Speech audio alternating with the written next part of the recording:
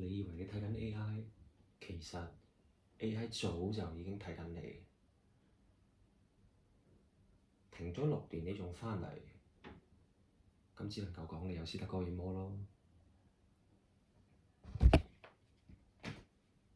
定係你想食過翻尋味，我嗰陣10分鐘嘅粗魯味。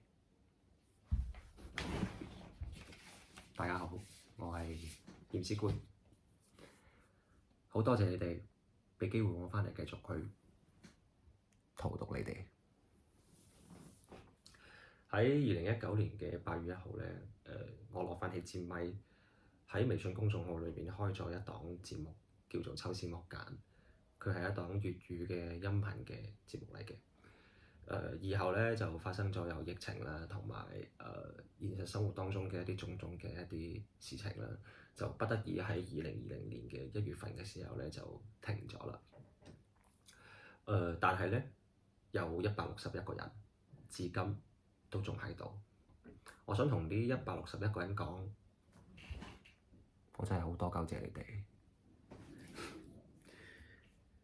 個問題唔係點解我停咗咁耐啦？個問題係我發現近期嚟講個世界真係變咗好多。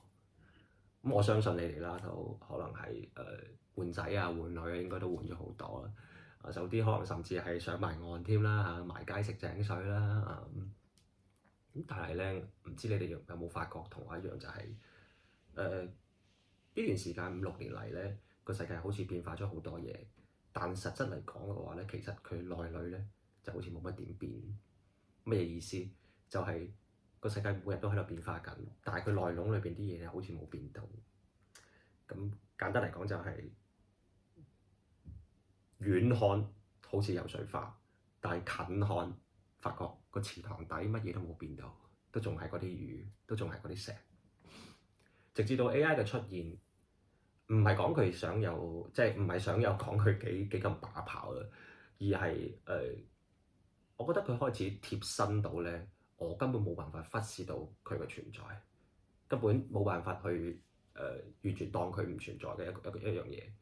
咁直至到 AI 呢樣嘢嘅話，離我咁近嘅時候，我就覺得有啲嘢其實係咪應該即係唔拆開嚟睇嘅話咧，可能真係你連自己點樣去被影響，甚至幾時開始俾佢影響都唔知咧。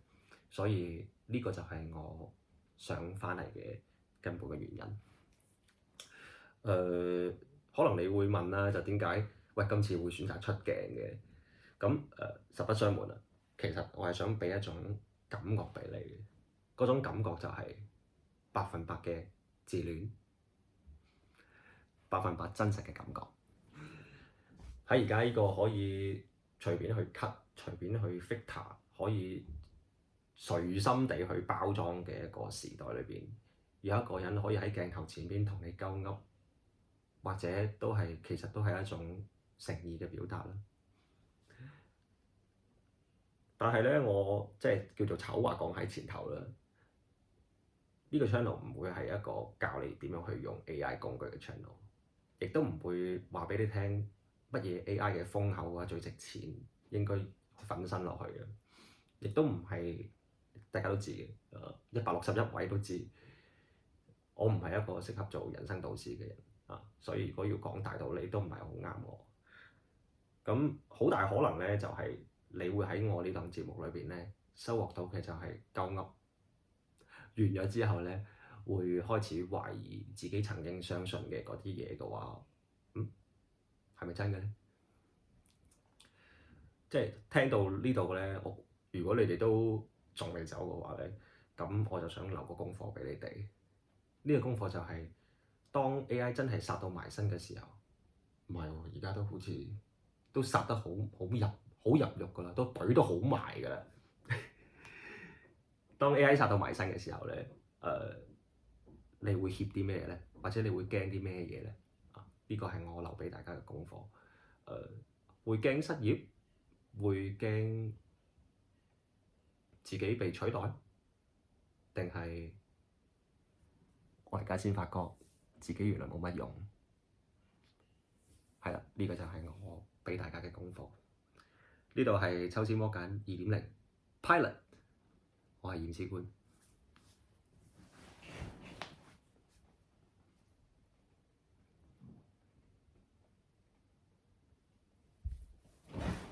3日後我要返嚟檢查你哋嘅功課。